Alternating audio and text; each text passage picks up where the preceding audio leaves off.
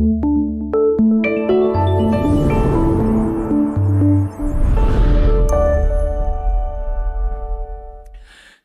sejahtera bagi kita semua, selamat pagi kasih karunia Tuhan.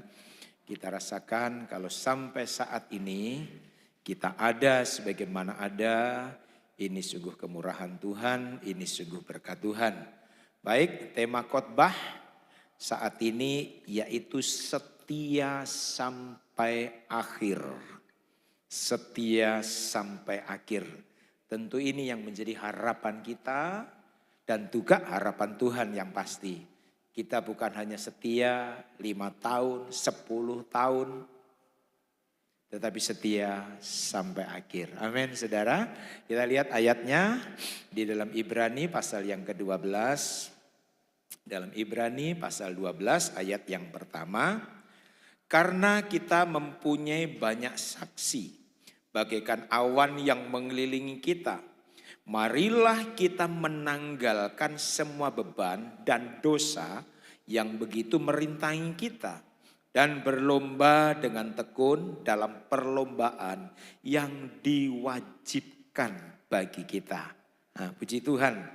Nah, bertitik tolak dari ayat ini saudaraku, dengan jelas kita dapat melihat bagaimana gambaran kehidupan kekristenan kita. Di mana gambaran kehidupan kekristenan kita adalah seperti sebuah perlombaan. Ayat tadi mengatakan, marilah kita berlomba. Jadi inilah gambaran kehidupan kita sebagai anak Tuhan, yaitu seperti sebuah perlombaan. Kalau saudara melihat dan memperhatikan ayat ini, Tuhan menginginkan kita, hendaknya kita berlomba dengan tekun. Jelas ayat ini. Hendaklah kamu berlomba dengan tekun. Artinya apa? Bukan hanya sekedar lomba, ikut lomba. Ada begitu banyak orang kalau saudara lihat itu perlombaan ya lari khususnya. Ada yang memang sudah mempersiapkan diri, memang ikut berlomba. Tetapi ya sekedar, ya yang penting cari keringat rame-rame. Tetapi ayat ini mengatakan hendaknya kita berlomba dengan tekun. Dengan kata lain kita bukan hanya sekedar ikut lomba atau menghadiri lomba. Tetapi dengan jelas berlomba dengan tekun. Nah, saudaraku, kata tekun di dalam bahasa Yunani itu dikatakan hupomone yang artinya apa? Kesabaran, ketabahan. Dengan kata lain, untuk mencapai kemenangan iman. Di dalam perlombaan ini saudaraku, untuk mencapai kemenangan. Di dalam perlombaan iman, itu dibutuhkan kesabaran. Itu dibutuhkan ketabahan. Itu dibutuhkan ketekunan. Jadi untuk mencapai perlombaan yang kita inginkan dan hasilnya bagus saudaraku.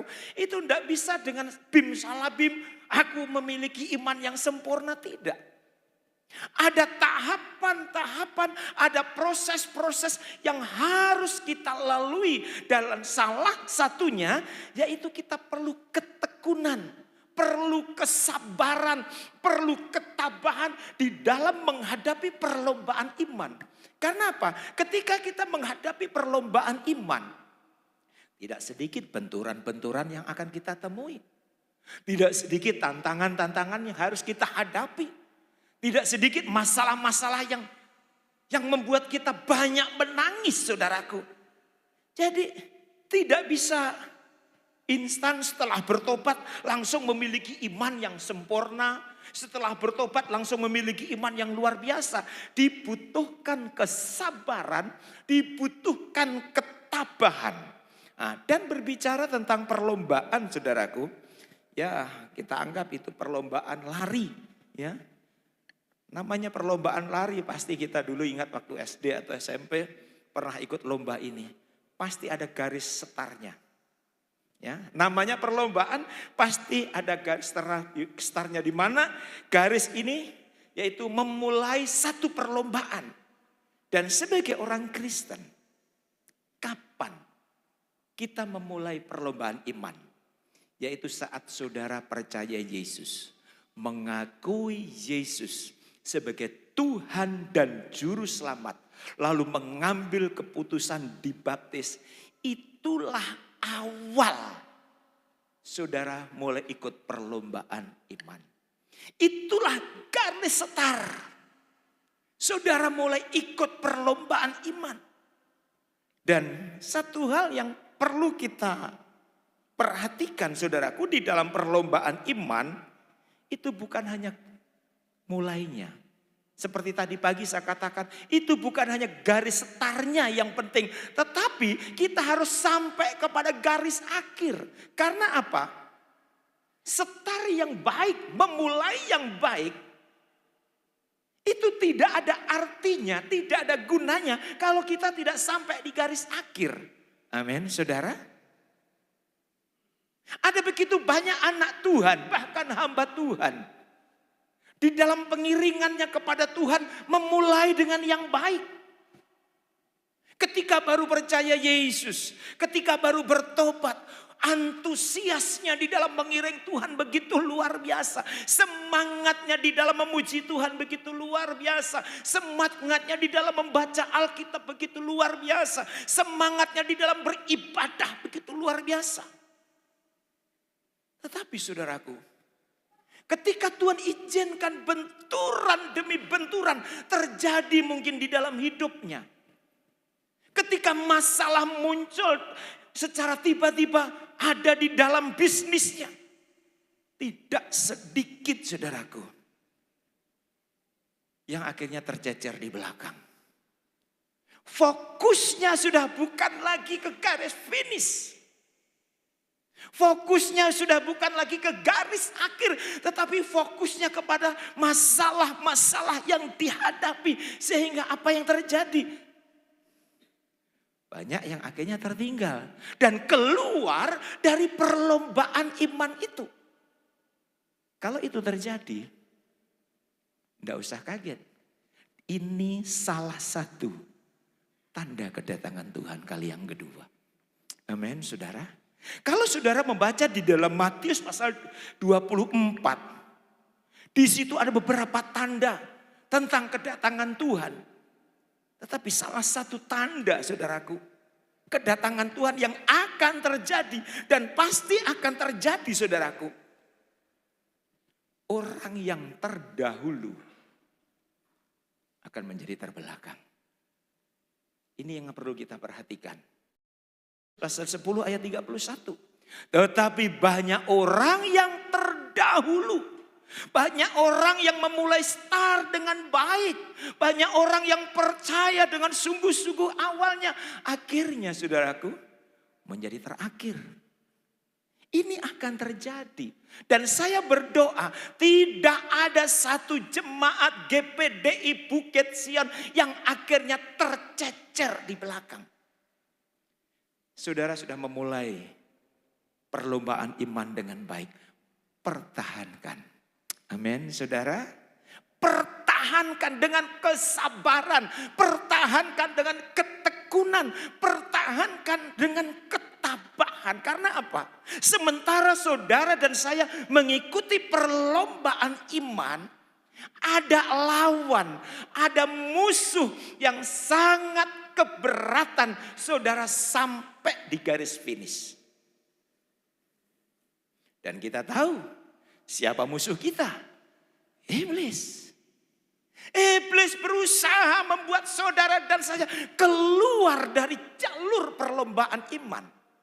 Dan faktanya juga tidak sedikit anak-anak Tuhan yang dulunya berapi-api mengiring Tuhan. Begitu semangatnya melayani Tuhan, akhirnya kehilangan semangat itu. Kehilangan gairah itu. Ayo saudaraku, kita belum sampai ke garis finish. Amin saudara. Kita belum sampai ke garis finish. Ayo, sementara saudara dalam perlombaan ini, hendaknya kita tetap fokus. Kita tetap tekun.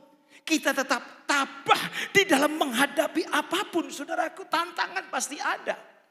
Contohnya Rasul Paulus. Setelah dia bertobat saudara, Tuhan pakai dengan luar biasa. Wow. Ada begitu banyak orang bangga dengan pertobatan Rasul Paulus, saudaraku. Ada begitu banyak orang yang begitu senang dengan pertobatan Rasul Paulus. Artinya apa? Rasul Paulus sudah memulai startnya dengan bagus. Tetapi ada lawan yang tidak senang dengan pertobatan Paulus. Ada lawan yang tidak senang Rasul Paulus terus mengikuti perlombaan iman. Akhirnya apa? Rasul Paulus ditangkap. Akhirnya apa? Rasul Paulus dipenjara. Akhirnya apa? Rasul Paulus divonis, dihukum mati. Dan kepalanya dipancung. Ini saudaraku. Tapi satu hal yang luar biasa. Sebelum Rasul Paulus kepalanya dipancung. Apa perkataan Rasul Paulus? Di dalam 2 Timotius pasal 4 ayat yang ke-7. Aku telah mengakhiri pertandingan yang baik. Wow. Aku telah mengakhiri pertandingan yang baik. Aku telah mencapai garis akhir dan aku telah memelihara iman. Inilah yang menjadi kerinduan Tuhan bagi saudara dan saya.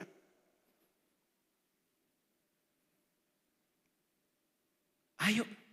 Kapan batas akhir hidup kita tidak tahu saudaraku. Kapan kita akan mencapai garis akhir untuk masuk ke dalam finish kita tidak tahu. Mari saudaraku, biarlah ketika nanti Tuhan memanggil saudara dan saya. Apa yang dikatakan Rasul Paulus ini juga ada dalam kita. Aku telah mengakhiri pertandingan yang baik. Amin saudara. Wow, ini yang harapan kita saudaraku. Kenapa sampai Rasul Paulus berani ngomong aku telah mengakhiri pertandingan yang baik. Telah mencapai garis akhir dan telah memelihara iman. Dan itu memang fakta saudaraku. Sekalipun ketika dalam pelayanan harus mengalami musuh-musuh. Harus menghadapi musuh-musuh yang berusaha menghancurkan pelayanan Paulus. Tetapi dia tetap tabah. Mungkin saudara. Masalahnya Rasul Paulus beda dengan masalah saudara dan saya. Tetapi marilah. Apapun yang Tuhan izinkan. Menimpa dalam hidup kita. Menimpa dalam bisnis kita. Menimpa dalam rumah tangga kita. Biarlah pandangan iman kita tertuju kepada garis finish yang akan kita tuju. Amin saudara. Jangan hanya bertahan. Yang penting ikut lomba. Jangan saudaraku. Memang awal yang baik. Awal yang benar. Itu bagus. Tetapi awal yang baik, awal yang benar, kalau tidak diakhiri dengan yang baik, tidak ada guna. Ya, tidak ada guna. Karena Alkitab pun mengatakan bukan langkah awal yang menentukan, tetapi langkah akhir. Saudara dan saya telah mengawali pertandingan iman, perlombaan iman dengan baik. Sekali lagi pertahankan prestasi imanmu, pertahankan kesetiaanmu seperti siang hari ini. Karena apa? Musuh sangat keberatan saudara setia beribadah. Mungkin ketika saudara datang di tempat ini, hari ini, terjadi pergumulan. Terjadi pergumulan. Enaknya mana ya? Mau ke laut atau ibadah? Enaknya mana ya?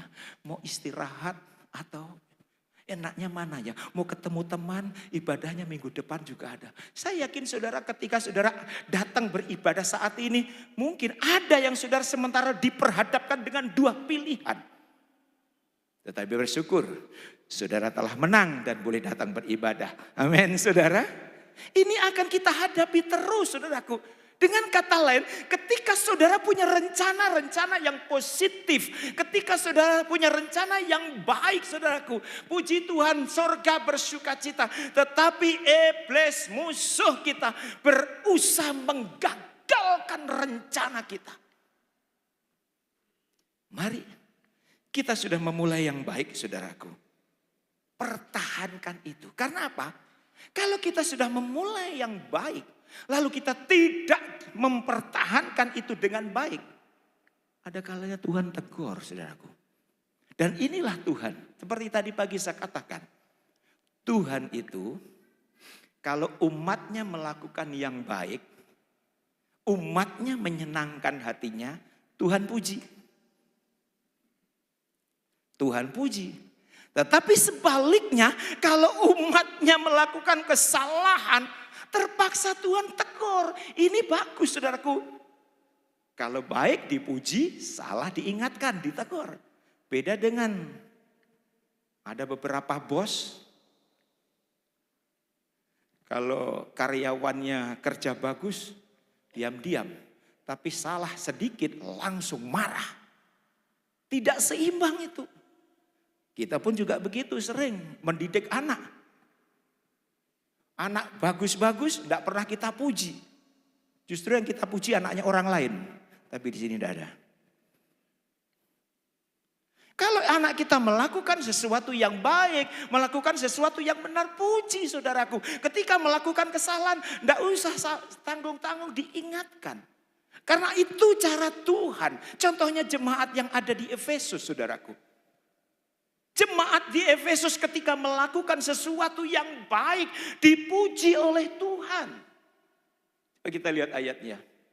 Di dalam Wahyu pasal yang kedua. Di dalam kitab Wahyu pasal yang kedua. Ayat yang kedua kita lihat. Aku tahu segala pekerjaanmu. Baik jerih payahmu maupun ketekunanmu. Kita lihat di sini.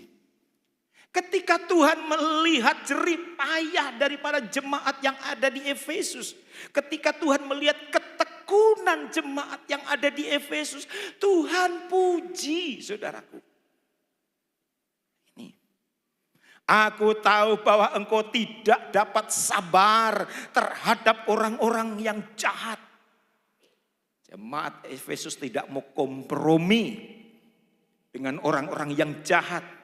Bahwa engkau telah mencobai mereka yang menyebut dirinya rasul, tetapi yang sebenarnya tidak demikian.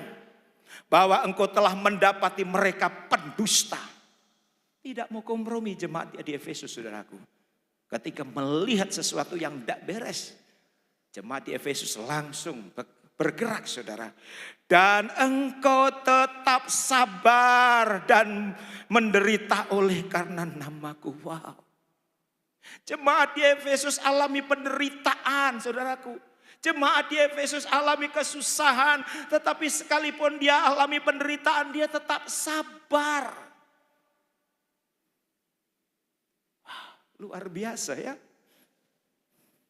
Dan engkau tidak mengenal lelah. Di dalam mengiring Tuhan tidak mengenal lelah. Di dalam melayani Tuhan tidak mengenal lelah. Luar biasa kesetiaan jemaat Efesus. Luar biasa ketabahan jemaat di Efesus. Dengan kata lain, jemaat di Efesus sudah memulai perlombaan iman dengan baik. Sudah memulai perlombaan iman dengan baik. Tetapi sangat disayangkan, jemaat di Efesus tidak mampu mempertahankan yang baik itu. Ini persoalannya, saudaraku. Ada begitu banyak jemaat, bahkan hamba Tuhan seperti jemaat yang ada di Efesus. Memulai dengan yang benar, memulai dengan yang baik. Tetapi sering kita tidak mampu, bahkan gagal mengakhirinya. Dengan yang baik juga.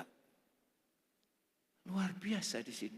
Jemaat di Efesus memulai dengan yang baik. Ketika melihat sesuatu yang tidak baik, yang jahat, dia langsung bertindak. Dia tetap tabah, dia tetap tekun sekalipun dia menderita. Tapi akhirnya sayang dia tidak bisa mempertahankan semangat perlombaan dengan baik. Apa yang dilakukan oleh jemaat di Efesus, saudaraku? Kita lihat ayatnya, ayat yang keempat. Namun demikian, aku mencela engkau. Ini mengapa?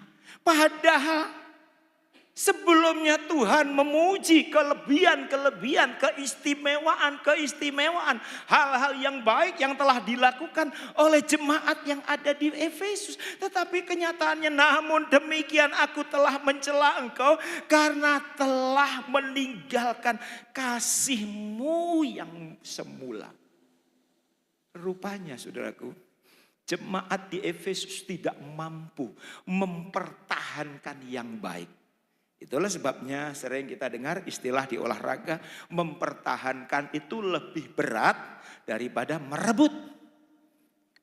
Mempertahankan itu lebih berat. Karena apa? Lawan kita di tahun ke depan pasti melihat, menyelidiki, ini kelebihan lawan saya ini di mana ya? Sehingga tahun berikutnya aku bisa mengalahkannya. Ini saudaraku. Karena engkau telah meninggalkan kasihmu yang semula. Sebab itu ingatlah betapa dalamnya engkau telah jatuh. Betapa dalamnya engkau telah jatuh. Ada sebagian orang punya penilaian, saudaraku. Orang yang telah jatuh itu adalah orang yang telah melakukan pelanggaran serius.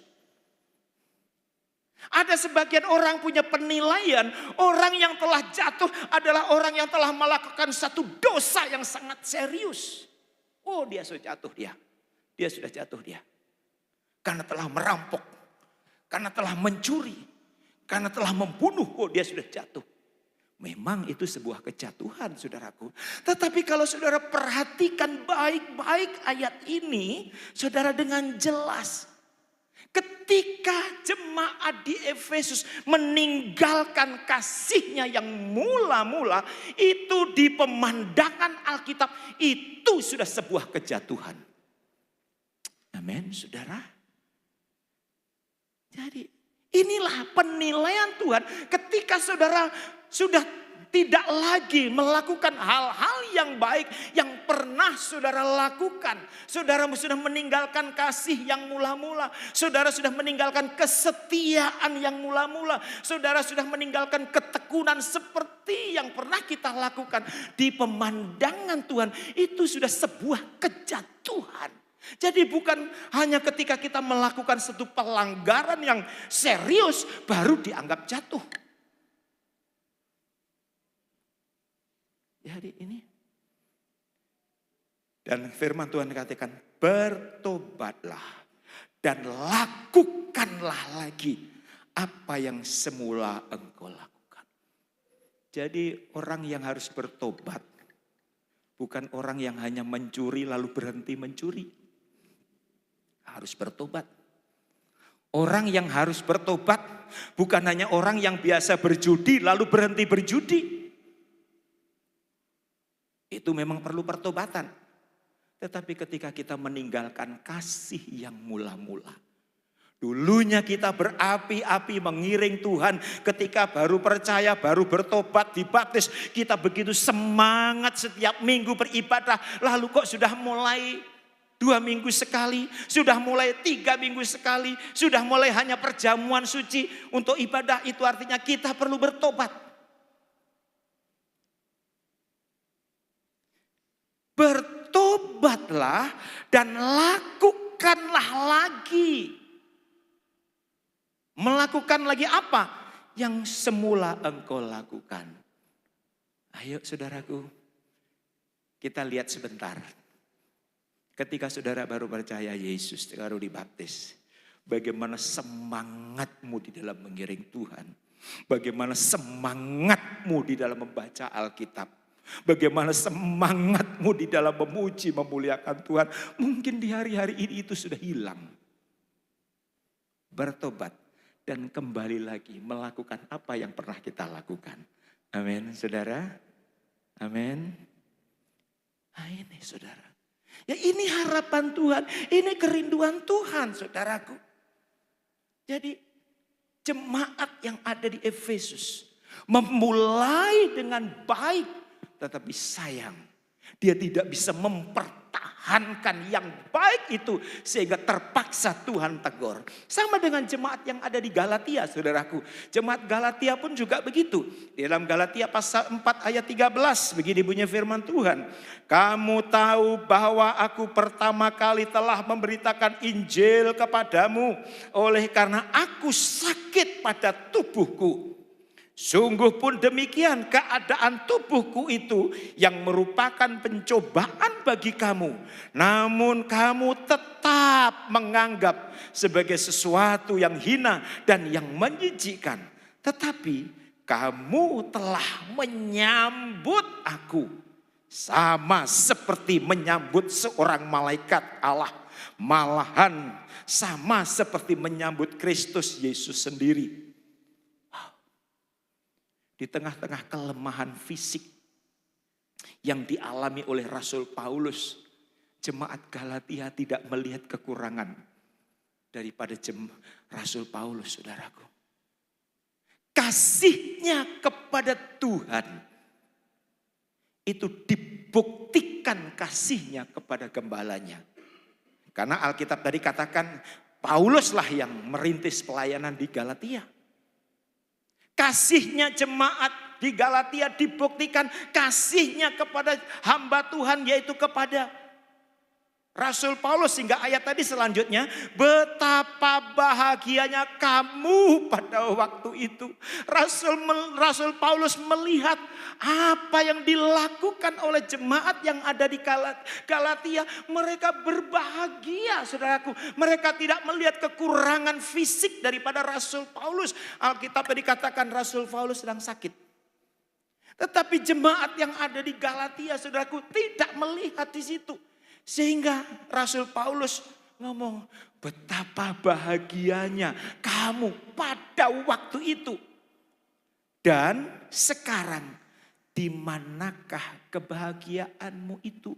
Rupanya terjadi perubahan. Awalnya bahagia. Tetapi tiba-tiba sekarang di mana kebahagiaanmu itu? Dulu kamu berapi-api mengiring Tuhan. Sekarang di mana kesetiaanmu seperti itu? Dulu kamu begitu semangat melayani Tuhan. Sekarang di mana semangatmu? Mungkin kalau kita jabarkan seperti itu.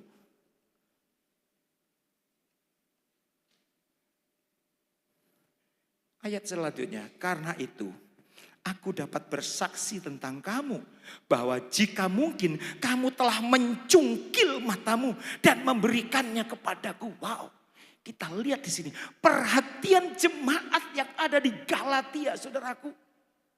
Dia sampai merelakan matanya dicungkil bila perlu untuk diberikan kepada hamba Tuhan. Bukan cuma uang, bukan cuma harta. Tetapi bila perlu, kalau seandainya Rasul Paulus ini matanya rusak. Ini Tuan Paulus, mataku saya cungkil, saya kasihkan sama Rasul Paulus. Sampai disitulah kasih jemaat yang ada di Galatia terhadap hamba Tuhan. Tapi rupanya semuanya itu hilang. Rupanya semuanya itu sudah sirna. Sehingga terpaksa Rasul Paulus ngomong, di mana sekarang kebahagiaan itu? Di mana sekarang perjuangan itu? Di mana yang sekarang kasih itu yang pernah engkau lakukan? Nah, ini saudaraku, kalau seandainya saat ini Tuhan tanya kepada saudara dan saya, hai jemaat GBDI Bukit Sion, di mana kasihmu yang mula-mula? Apa jawaban saudara? Hai jemaat GPDI Bukit Sion, di mana kesetiaanmu yang dulu, di mana semangatmu, di mana gairahmu di dalam mengiring Tuhan yang dulu pernah kamu lakukan? Apa jawaban saudara dan saya? Kalau seandainya pertanyaan itu saat ini diberikan kepada kita. Jadi sekali lagi kalau kita kembali kepada jemaat yang ada di Efesus. Rupanya saudaraku, orang yang telah jatuh. Sekali lagi itu bukan hanya orang yang telah melakukan satu dosa yang berat. Dosa yang sangat serius. Tetapi lewat ayat tadi ketika kita meninggalkan kasih yang mula-mula. Ketika kita meninggalkan cinta yang mula-mula. Ketika kita meninggalkan semangat yang mula-mula yang pernah kita lakukan di pemandangan Tuhan. Itu sebuah kejatuhan saudaraku. Dan kalau memang itu kita alami saudaraku. Saudara dan saya merasa benar Tuhan. Aku telah jatuh Tuhan. Benar Tuhan aku telah jatuh. Kalau memang itu benar-benar kita merasa kita telah melakukan itu. Ayat tadi dengan jelas apa yang harus kita lakukan. Bertobatlah dan lakukanlah apa yang sebelumnya kamu lakukan. Ayatnya seperti ada yang sudah kita baca tadi. Sebab itu ingatlah betapa dalamnya engkau telah jatuh. Bertobatlah. Jadi kalau kita merasa sudah jatuh, sudah meninggalkan kasih yang mula-mula, cinta yang mula-mula, semangat yang mula-mula, bertobatlah dan lakukanlah lagi apa yang semula engkau lakukan. Amin saudara, amin saudara. Jangan sampai kita punya anggapan seperti orang-orang di luar sana, yaitu orang-orang yang telah jatuh, yaitu orang-orang yang telah melakukan dosa serius. Tidak saudaraku, walaupun itu adalah sebuah kejatuhan saudaraku. Tetapi ketika kita meninggalkan kasih yang mula-mula, kita meninggalkan kesetiaan kita saudaraku, itu kita sudah jatuh. Untuk itu mari pertahankan kesetiaanmu sampai maut memanggil kita. Amin saudara. Pertahankan semangatmu, ketekunanmu, kerinduanmu datang kepada Tuhan. Sampai ajal menjemput kita. Sampai jantung ini berhenti berdetak. Karena apa? Hanya orang-orang yang mampu mempertahankan imannya. Hanya orang-orang yang mampu mempertahankan cinta mula-mulanya. Kasih mula-mulanya. Dialah yang akan diselamatkan saudaraku. Markus 13. Kamu akan dibenci semua orang oleh karena namaku. Tetapi orang yang bertahan sampai pada kesudahannya, ia akan selamat. Ayo kita bertahan sampai kesudahannya. Kita akan diselamatkan. Memang saudaraku seperti yang saya katakan tadi. Ketika kita mempertahankan kita dalam posisi dalam jalur perlombaan iman. Saya katakan iblis sangat keberatan. Iblis berusaha menggagalkan saudara mengikuti pertandingan itu saudaraku. Sebab iblis tidak mau jemaat GPDI Bukit Sion masuk surga. Iblis tidak mau. Iblis tidak mau saudaraku. Itulah sebabnya ayo. Dengan kekuatan kita sendiri. Kita pasti gagal. Ya. Saudara perlu kekuatan dari Tuhan. Saudara perlu kekuatan daripada Roh Kudus. Itulah sebabnya Rasul Paulus pun juga pernah bilang, apa yang aku benci justru itu yang aku lakukan. Karena apa? Dengan kekuatan kita sendiri kita perlu kekuatan Roh Kudus, saudaraku. Ayo, saya rindu kita semua nanti sampai mencapai garis akhir. Amin, saudara. Nah, sekarang yang terakhir. Apa yang sering menghambat perjalanan perlombaan iman kita? Sering banyak orang tidak tahu. Apa yang bisa menghambat perjalanan kerohanian kita saudaraku?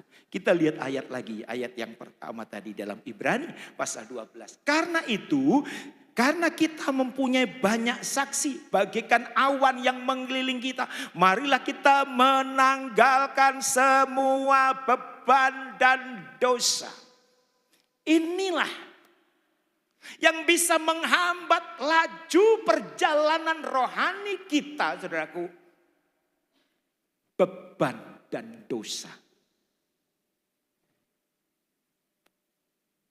Seorang pelari, saudaraku, tidak akan menang dalam perlombaan kalau dia pakai celana jean, lalu pakai rangsel, lalu isinya bahan-bahan berat, beras, gula, sekitar 30 kilo, lalu pakai sepatu TNI. Dia pasti kalah, saudaraku, dengan yang memang normal pertandingan lari atau lomba lari, saudaraku. Untuk menang beban ini harus dilepas. Untuk menang beban ini harus dikeluarkan. Begitu juga dengan kita. Kalau saudara ingin menang dalam perlombaan iman, Alkitab dengan jelas beban dosa ini perlu dilepaskan, saudaraku. Kenapa? Selama kita masih memikul beban dosa, dipastikan perjalanan perlombaan iman kita akan terseok-seok, saudaraku. Pasti kita akan alami kegagalan, saudaraku. Pasti kita tidak akan bisa maju. Sebab apa? Inilah yang dapat menghalangi atau menghambat perjalanan iman kita. Itulah sebabnya saat ini kita makan sehidangan dengan Tuhan lewat perjamuan kudus. Tujuannya apa? Beban dosa kita dilepaskan karena karya Yesus di atas bukit Golgota. Amin, saudara. Saudara yakin kuasa perjamuan suci? Saudara yakin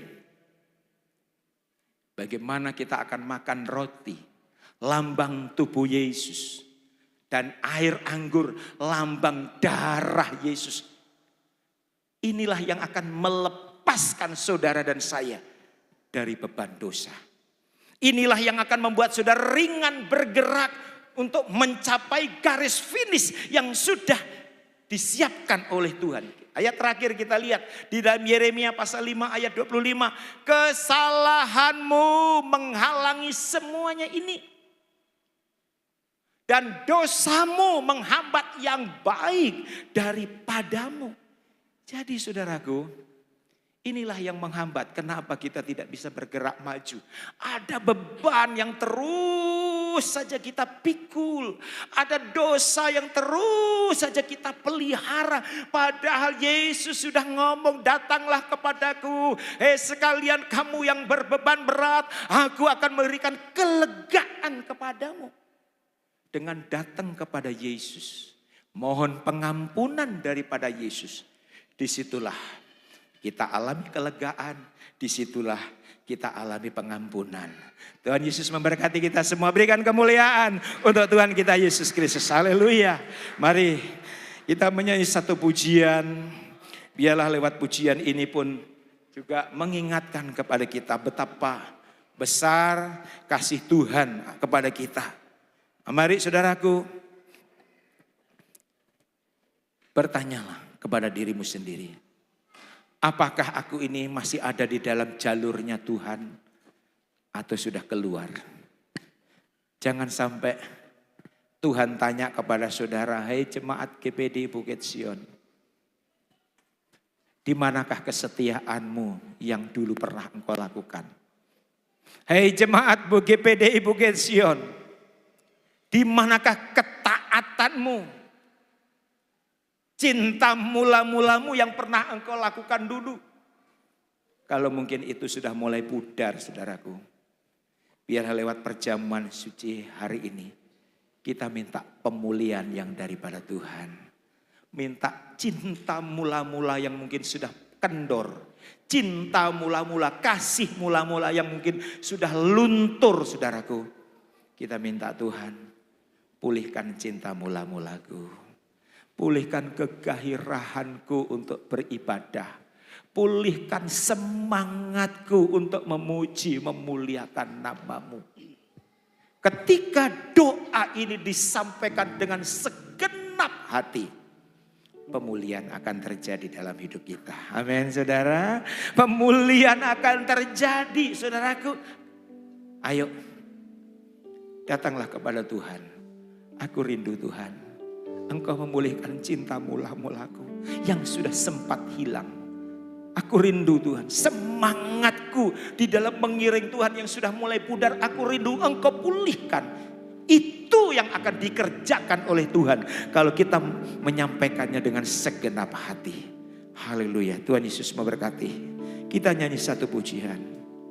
Haleluya Yesus. Terima kasih Tuhan Yesus.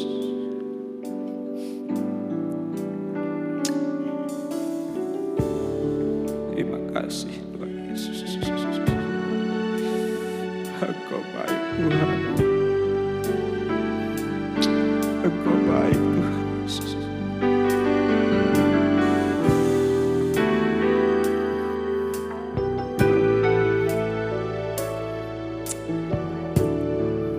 Haleluya Yesus.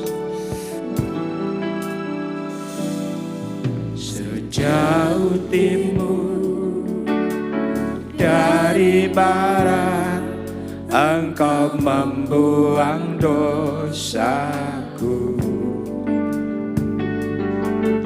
Tiada kau ingat lagi pelanggaranku.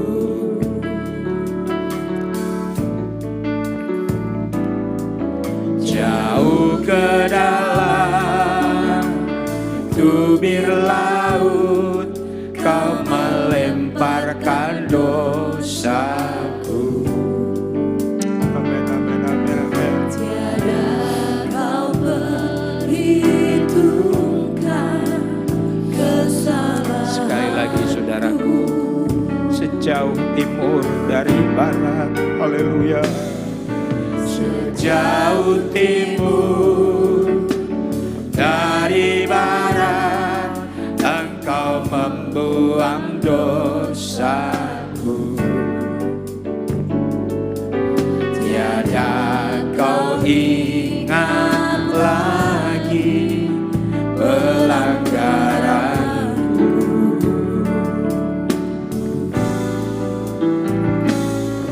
Jauh ke dalam tubir laut, kau melemparkan dosaku.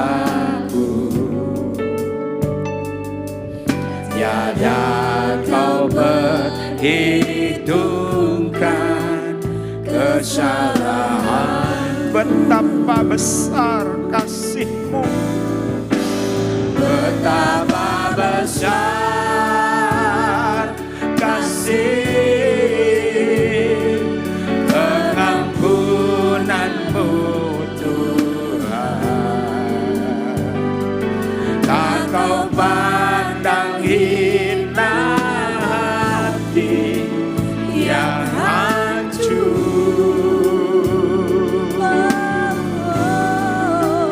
Ku berterima kasih kepadamu ya Tuhan. Terima kasih pengampunan yang kau beri, pulihkanku. Betapa besar. Saya mengundang kita semua bangkit berdiri.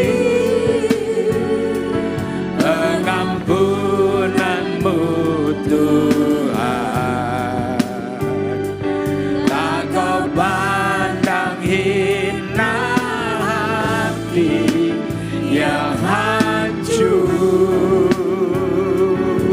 Haleluya. Ku berterima kasih kepadamu ya Tuhan. Pengampunan yang kau beri, pulihkanku. Saudara, sebelum kita makan sehidangan dengan Tuhan, lewat perjamuan suci ini. Mari, kalau mungkin saudara dan saya merasa ada sesuatu yang hilang di dalam hidupmu.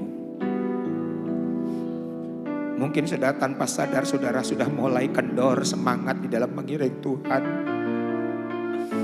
Mungkin tanpa kita sadari saudara sudah mulai lalai melakukan hal-hal yang baik yang pernah selama ini kita lakukan. Semangatmu di dalam membaca Alkitab, semangatmu di dalam berdoa, semangatmu di dalam mengiring Tuhan sudah mulai kendor. Ayo, bertobat saudara. Seperti firman Tuhan tadi, bertobat. Sekali lagi, yang harus bertobat bukan hanya orang yang melakukan kejahatan besar. Orang yang harus bertobat bukan hanya orang yang telah melakukan satu dosa yang serius. Tetapi ketika kita meninggalkan kasih yang mula-mula, meninggalkan atau sudah melalai melakukan apa-apa yang baik yang pernah kita lakukan, itu kita perlu bertobat saudara. Datanglah kepada Tuhan, minta pemulihan, minta pemulihan. Sebelum kita mengakhiri batas akhir hidup kita, sebelum kita masuk di dalam garis akhir hidup kita, Tuhan masih memberikan kesempatan kita kepada hari ini untuk kembali melakukan apa yang baik yang pernah kita lakukan. Sehingga ketika kita mengakhiri, ketika Tuhan memanggil saudara dan saya nanti, kita dapat berkata seperti Rasul Paulus katakan, aku telah mengakhiri pertandingan yang baik. Oh, alangkah senangnya saudaraku hidup ini.